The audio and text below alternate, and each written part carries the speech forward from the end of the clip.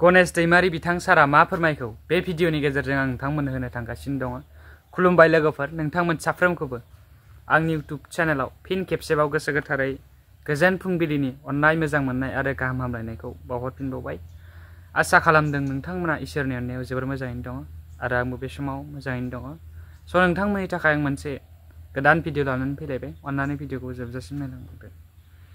तो जायफ्रा गोदानै दिनैसो फार्स्ट टाइम भिजिट खालामफैदों, अन्नानै चेनेलखौ साबस्क्राइब खालामनानै भिडिअखौ लाइक खालामनानै आंनि गोसोखौ थुलुंगाखां होलांब्लानो जाबाय, जाहाथे आं इयुन समफोराव बेफोरबायदिनो मोजां मोजां गोदान गोदान भिडिअसफोर लाबोबाय थानो हायो। तो फैदो जों सावरायनोसै बे खोथाया मा जाहैबाय, बिथां गणेश दैमारिया मा खोथा बिबुंथि लाखिदों।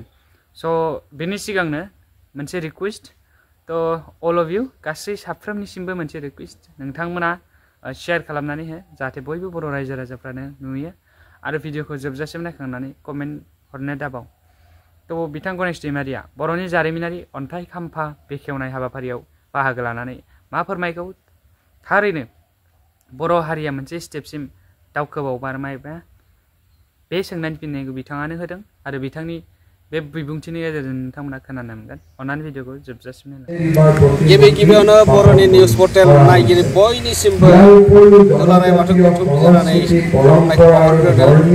दिनै गोजोननाय मोनदों। दिनै मोनसे आसाम एसेम्बलि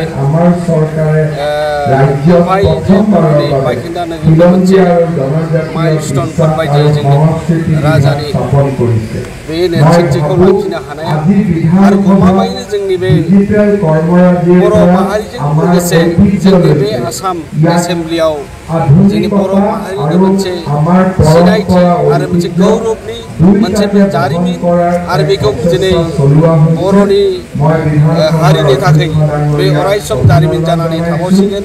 आरो गमामायैनो जोङो दिनै आसाम एसेम्बलि एबा आसामाव थानानै जोङो गासैबो जोंनि बायदि जों दिनै अनुभब खालामनो हादों। गमामायैनो जोंनि गेजेराव बेबायदि एसे एसे जौगानायखौ जों लाबोयोब्ला निस्सय जोंनि बर' माहारिनि गोजोन आरो खौसेथि थासारिया दिनैनि नैबे थासारिनि गेजेरजों बेखौ फोरमायनो हायो।